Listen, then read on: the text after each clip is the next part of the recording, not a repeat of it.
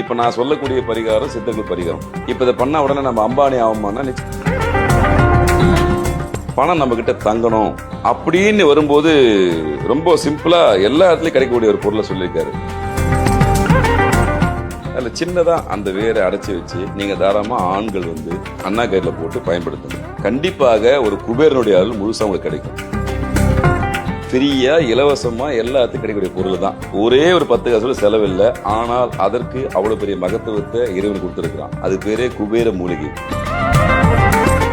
இது ஒரு பொடி செஞ்சு ரொம்ப தூளாக்கி பொடி செஞ்சு ஒரு பச்சை துண்டு ஒரு காடா துண்டில் போட்டு முடிச்சு பச்சை கயிறு போட்டு உங்க கையில வச்சுங்க. பணம் தன்னால் ஈர்க்கப்படும்.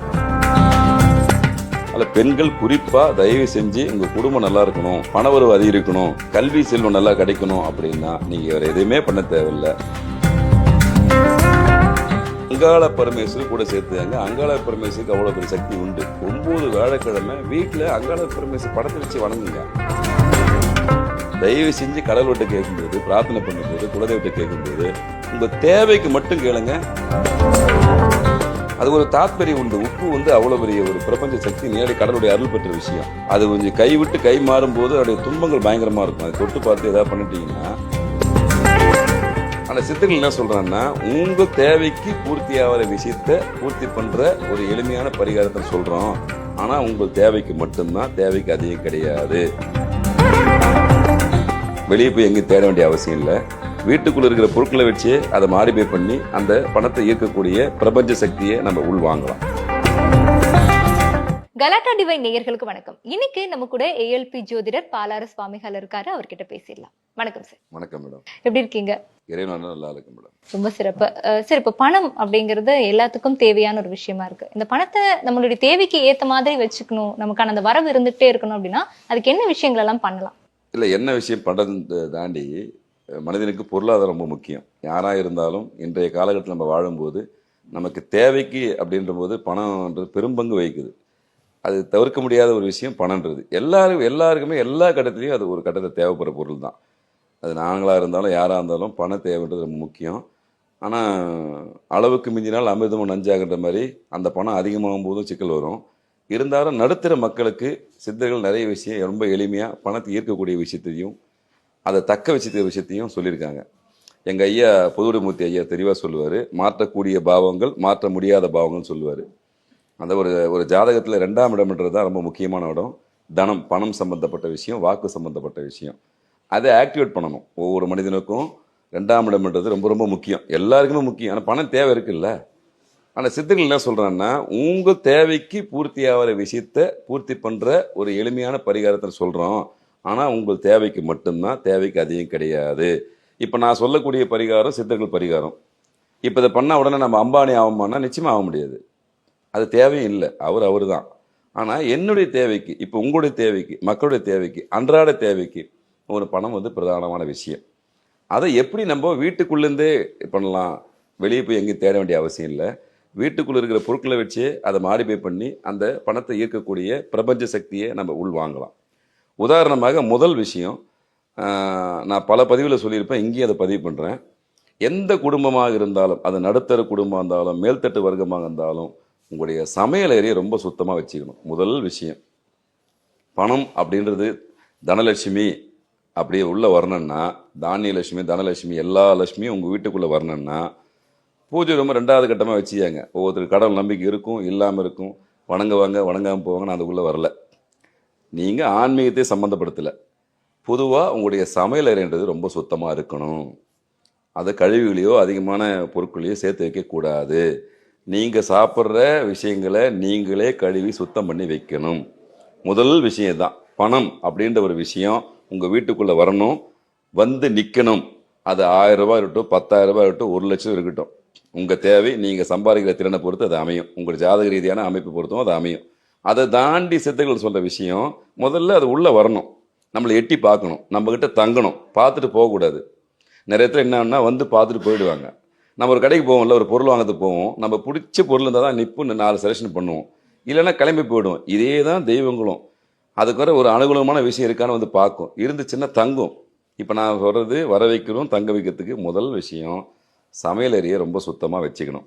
இது ரொம்ப பேசிக்கான விஷயம், எல்லாருக்குமே பொதுவான விஷயம். சமையலறை பூஜை அறையை விட மிக மிக முக்கியமான விஷயம்.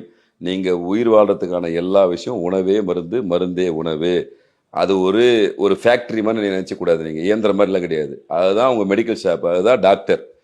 முதல்ல அதை தெளிவாக வச்சுக்கணும். அப்போது பணம் வரத்துக்கான விஷயம் வந்து எட்டி பார்க்கும்போது அந்த இடம் சுத்தமாக இருந்தால் நின்று பார்க்கும். அடுத்த கட்டமான விஷயம், ரெண்டாவது கட்ட விஷயம் என்னென்னா, நீங்கள் வீட்டில் எல்லாருமே பொதுவாக பயன்படுத்த பொருள் தான் லவங்கப்பட்டை. கேள்விப்பட்டிருக்கீங்களா? லவங்கப்பட்டை கேள்விப்பட்டிருக்கீங்களா? அது தன ஆக்ரோஷ தன்மையுடைய ஒரு பொருள். நீங்கள் பொதுவாக நம்மளுக்கு தெரிஞ்சது லவங்கப்பட்டை எங்கன்னா பிரியாணியில் சேர்த்துருப்போம், மற்ற பொருட்களை சேர்த்து பார்த்துருப்பீங்க. பிரியாணியில் பொதுவாக சேர்ப்பாங்க, நீங்கள் பார்த்துருப்பீங்க.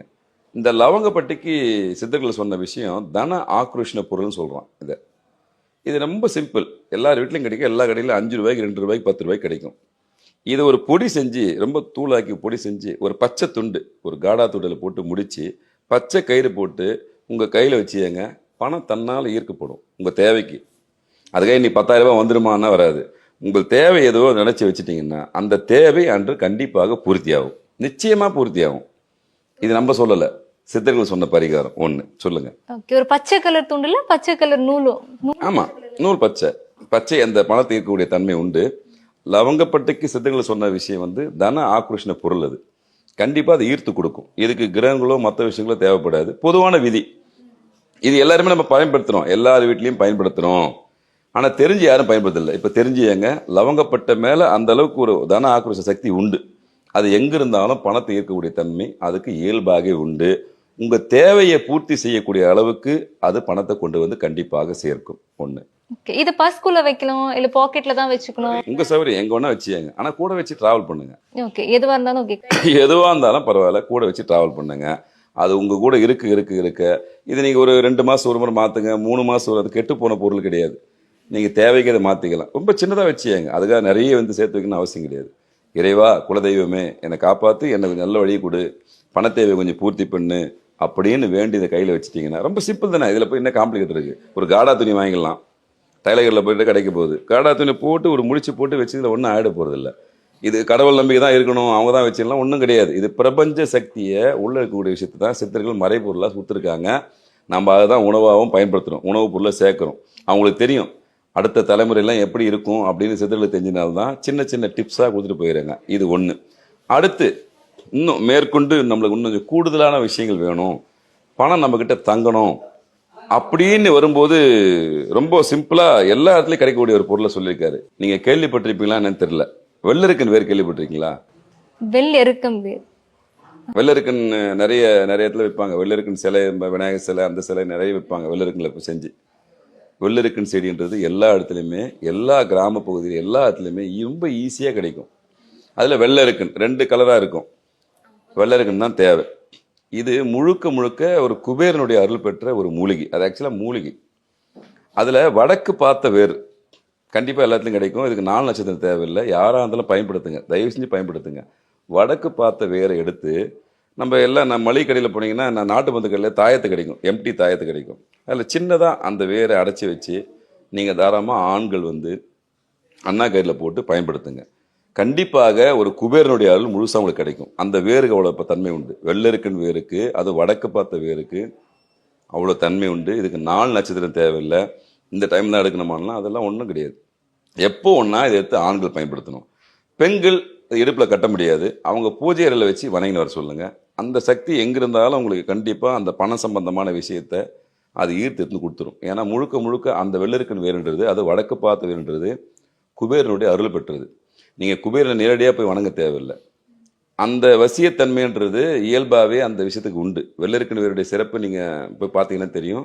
அபரிதமான சக்தி கொண்டு அமைப்பது எல்லாமே பிரபஞ்ச சக்தியை உள்வாங்கி நமக்கு கொடுக்கக்கூடிய தன்மை உண்டு. நம்ம அதை கையில் பயன்படுத்தும் போது நமக்கு நம்ம என்ன நினைக்கிறோமோ, தேவைக்கேற்ப அதிகமாக கிடையாது, தேவைக்கேற்ப நினைக்கிற விஷயத்த அது ஈர்த்து கொடுக்கும், பணத்தை தங்க வைக்கும். இப்போ அந்த வேரை அப்படியே எடுத்து பீரோவில் வைங்க, நீங்கள் அதிகமாக பயன்படுத்துகிற புழக்கத்தை வைங்க, ஆண்களை இப்படி பயன்படுத்துங்க. ரொம்ப அற்புதமாக நீங்கள் நாடையில் பாருங்கள், ஒரு 10-15 நாள்லேயே உங்களுக்கு டிஃப்ரெண்ட் தெரியும். உங்கள் தேவைக்கு பணம் வந்து கையில் தங்கும். பணம் வரும், தங்கணும், போய்விடாதுல, தங்கணும். கண்டிப்பாக இது வந்து 100% வேலை செய்யும். ஏன்னா இது எதுவுமே நம்ம சொல்ல, சித்தர்கள் மறைபொருளாகவும் நேரடியாகவும் மறைமுகமாக எழுதி வச்சு போயிருக்கான். நம்ம அதை பயன்படுத்துகிறோம். இப்போ நிறைய கோயிலில் பார்த்தீங்கன்னா வெளியே இப்போ வெள்ளருக்குன்னு வேர்வை கிடைக்கும், வெள்ளருக்கு சிலை கிடைக்குன்னு சொல்லுவாங்க. தயவு செஞ்சு அதை நம்பாதீங்க. ஏன்னா இதில் நிறைய போலிகள் வரதுக்கு வாய்ப்பு இருக்குது. எல்லா கிராமப்புற பகுதியிலையும் நீர்நிலையிலிருந்து கிடைக்கும். வெள்ளருக்கு ரொம்ப ஈஸியாக கிடைக்கும். நீங்களே போய் பார்த்து இப்போ நிறைய டெக்னாலஜி வந்துடுச்சு. இது வடக்கா தெற்கான்னு சொல்லிட்டு வச்சுருந்தா உங்கள் மொபைல் வச்சு பார்த்தா தெரிஞ்சிடும். அந்த வடக்கு பார்த்த வேறு இருக்கான்னு பாருங்கள். நீங்களே உங்கள் கையால் எடுத்து நீங்களே பண்ணுங்க எல்லாத்தையும். வேற யாரும் இல்லை, நம்பாதீங்க. 10 காசு இல்லை செலவு கிடையாது. ஃப்ரீயாக இலவசமாக எல்லாத்தையும் கிடைக்கக்கூடிய பொருள் தான்.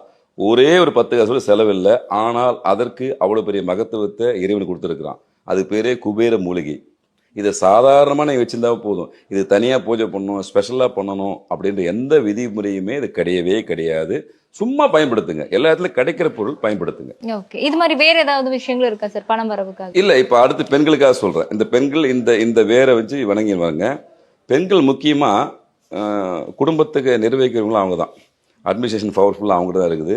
நம்ம எவ்வளோ தான் சம்பாதிச்சு எடுத்து போய் கொடுத்தாலும் அதை எல்லாமே நேர்பண்ணி பார்க்கக்கூடிய தன்மையும் மற்ற எல்லாத்தையுமே பண்ணக்கூடிய தன்மையும் அவங்களுக்கு தான் உண்டு. அவங்களுக்கு குறிப்பாக அந்த ஸ்ரீசக்கரம் பற்றி கேள்விப்பட்டிருக்கீங்களா? ஸ்ரீசக்கரம் கேள்விப்பட்டிருக்கீங்களா? அதை கண்டிப்பாக பெண்கள் பயன்படுத்தணும். இது நிறைய இடத்துல இந்த சக்கரத்தை இவங்க பயன்படுத்தணும், அவங்க பயன்படுத்த சொல்கிறாங்க. அதுக்கு எனக்கு தெரிஞ்சு அந்த மாதிரி எந்த விதிமுறையுமே எந்த சித்திரங்களுமே சொல்லலை. அதில் பெண்கள் குறிப்பாக தயவு செஞ்சு உங்கள் குடும்பம் நல்லா இருக்கணும், பணவரவு அதிகரிக்கணும், கல்வி செல்வம் நல்லா கிடைக்கணும் அப்படின்னா நீங்கள் வேறு எதுவுமே பண்ண தேவையில்லை. இந்த ஸ்ரீசக்கரத்தை வீட்டில் வச்சு வழிபாடு பண்ணுங்கள். அது குறிப்பாக 9 வியாழக்கிழமை நீங்கள் உண்மையிலே மனசார நினச்சி எனக்கு நல்ல பணவரவு கிடைக்கணும் அப்படின்னு நீங்கள் உங்கள் கையால் பூஜை பண்ணுங்கள். பெண்கள் உங்கள் கையால் நீங்களே பூஜை பண்ணணும் 9 வியாழக்கிழமை. சப்போஸ் ஸ்ரீசக்கரம் எனக்கு கிடைக்கலங்க அப்படின்னும் போது வழக்கமாக பிள்ளையார் பிடிச்சி வைப்போம் இல்லையா? அந்த மாதிரி மஞ்சளில் பிள்ளையார் பிடிச்சி வச்சு அதையே ஸ்ரீசக்கரமாக நினச்சி 9 வியாழக்கிழமை, 4 கிழமைலாம் கிடையாது. பார்த்தீங்கன்னா வியாழக்கிழமை சொல்லிட்டேன், நேரம் கிடையாது. எந்த நேரத்தில் தோணுதோ அந்த நேரத்தில் பூஜை ஆரம்பிங்க. ஆனால் 9 வியாழக்கிழமை பண்ணணும். பண்ணிவிட்டு அந்த பிள்ளையாரை கடல் எடுத்து கடிச்சிடுங்க. கிணத்துல போடக்கூடாது தயவு செஞ்சு. ஒரு ஆற்றுல போடலாம், ஓடுற தண்ணியில் போடிடணும். இப்போ சென்னை போல் இருக்கிற மக்களுக்கு தாராளமாக கடலை எடுத்து கரைச்சிடலாம். இந்த விஷயத்தை பெண்கள் குறிப்பாக செய்யுங்க. உண்மையிலே பணன்ற விஷயம் உங்கள்கிட்ட தங்கும். நீங்கள் அனுபவத்தில் உணரலாம். இப்போ நான் சொல்லக்கூடிய எந்த விஷயமே ஏற்கனவே சித்தர்கள் முனிவர்கள் அனுபவித்த விஷயத்தை தான் பதிவு பண்ணிட்டு போயிருக்காங்க. இதில் காசு பணம் எங்கேயுமே செலவு கிடையாது. இன்னொருத்தரை நீங்கள் டிஃபெண்ட் பண்ணி இருக்கணும்னு அவசியமும் இதில் கிடையவே கிடையாது. முதல்ல சமையல் அறையை சுத்தமாக வச்சுக்கங்க. அடுத்து ஒரு முக்கியமான மூலிகை சொன்னேன், அதை பயன்படுத்துங்க. அடுத்து இந்த ஸ்ரீசக்கரத்தை பயன்படுத்துங்க. இந்த 3 விஷயத்தை பயன்படுத்தினாவே உங்கள் தேவைக்கு பணம் உங்ககிட்ட நிச்சயமாக தங்கும். இன்னொரு முக்கியமான விஷயம் என்னென்னா, இப்போ மாத சம்பளம் யாராவது வாங்குறவங்களும், தொழிலதிபராக இருக்கட்டும், வியாபாரம் பண்ணுறவங்களா இருக்கட்டும், யார் வேணா இருக்கட்டும், அவங்க நீங்கள் மாதத்தில் முதல் மாதம் சம்பளம் வாங்குறீங்களே, ஆஃபீஸில் வாங்குறீங்களே, அப்போது உப்பு, மல்லிப்பூ எல்லா இடத்துலையும் கிடைக்கும். உங்கள் சம்பளத்தில் இப்போ எல்லாருக்குமே பணம் அக்கௌண்ட்டில் கிரெடிட் ஆகிடுது, எடுக்கிறதுக்கு வாய்ப்பு இல்லை. தயவு செஞ்சு ஏடிஎம்ஐ பயன்படுத்தி பணத்தை எடுங்க. உங்கள் சம்பளம் வந்தோடனே முதல்ல உங்கள் பணத்தை எடுங்க. ஏதோ கொஞ்சமோ நஞ்சமோ எடுங்க. உப்பும் மல்லிப்பூ இது 2 வாங்கி ஒன்று மனைவி கொடுங்க, இல்லை அக்கா தங்கச்சி கொடுங்க, பெண்கள் யாராவது ஒருத்தர் கொடுங்க. திருமணமாக இருந்தால் மனைவி கொடுங்க, திருமணமாகலே அம்மாட்ட கொடுங்க, அக்காக்கிட்ட கொடுங்க, தங்கச்சிட்டு கொடுங்க, உங்களுக்கு தெரிஞ்ச நண்பர்கிட்ட கொடுங்க. பெண்களுக்கு தான் தரணும்.